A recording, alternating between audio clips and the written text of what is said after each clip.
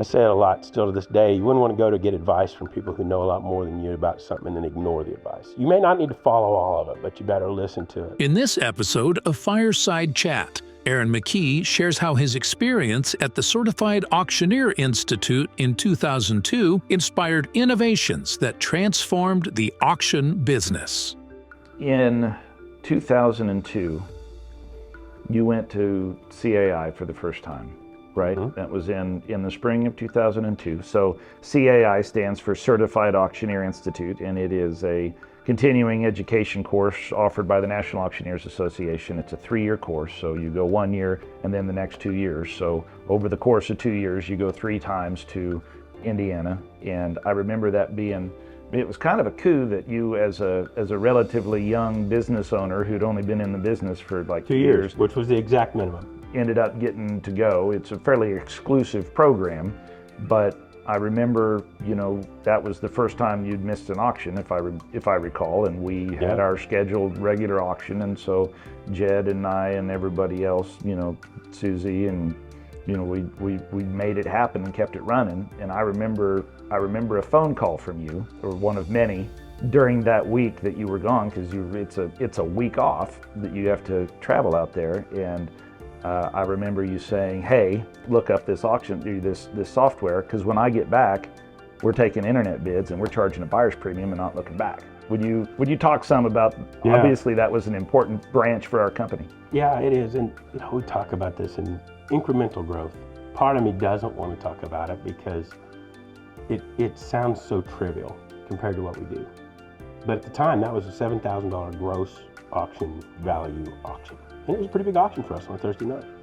$7,000 gross merchandise value. We're selling beanie babies, ironing boards, electronics, precious metals, doors from the door factory, whatever it was. Probably had some jewelry in it or something, made it propped it up to be such a big sale.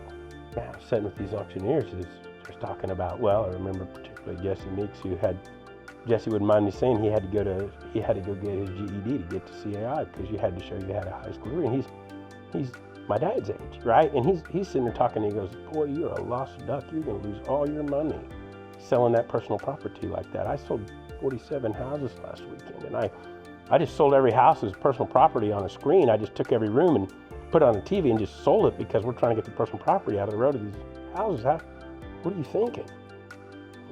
What am I thinking? Well, I'm thinking about trying to do great auctions, and I know that this is something that's supporting the buyers and sellers that we have right now. But at the same time, I'm like, yeah, that's noteworthy. So tell me a little bit more about this. And Maxinet was there, and JBS and Chris Rasmussen. They're talking about selling assets, of mass and scale, of magnitudes I didn't know. And they're using these tools in probably ways we don't use them now, but they sounded, and they worked. And so we said, well, you know what? If we're going to do this, we're going to be, I say it a lot still to this day, you wouldn't want to go to get advice from people who know a lot more than you about something and then ignore the advice. You may not need to follow all of it, but you better listen to it. So just looking and listening to what all these seasoned auction companies are doing as far as volume and scale and methods. Like, okay, we better step this up. And we were solid, no reserve, and that was important. I mean, I feel like everybody can do whatever, but for what we're trying to accomplish, when we're our trusted marketplace, we need everybody to know that every sale is going to be a real sale. We were there, and at the time we even were putting some items on eBay, which was, for specialty items, as funny as it sounds, it was amplifying our ability to get to buying community that were specialized for an asset. So we were taking some consignments. It was terrible because we were getting worked by the buyers all the time. And you ship something somewhere, if it wasn't right, whether it was right or wrong when it got there, you wouldn't know, but you were hostage. But we were incrementally adding a lot of value, so we weren't making any money for us, but we were doing a great job for some consigners and moving up market into some valuable items, because a live auction, even though we were putting catalogs on sale, we didn't have the ability for somebody to bid on it, so we took that pre-auction bidding. And to do that, we needed to charge more. I mean, that's just, it had to. And so the buyer's fee was basically, I used to say it was a joke, but it wasn't, because we've got a lot of kids and a lot of people need to get fed. And there's two options: either we're going to survive or we're not. And if we're going to survive, we're going to have to charge a fair price and provide value for that. And there's a lot of people who say, "I'll never come to sales buyer's fee." He says, well, that's fine, then you can't come to our sales, but you won't come to our sales either way, because if we don't find a way to get a fair price for what work we're doing, we're not going to exist next week. And we were in pretty good financial straits at those times. We were real tight. And so we did a buyer's fee, no reserve, and every item that came in the door went on to pre-auction absentee bidding.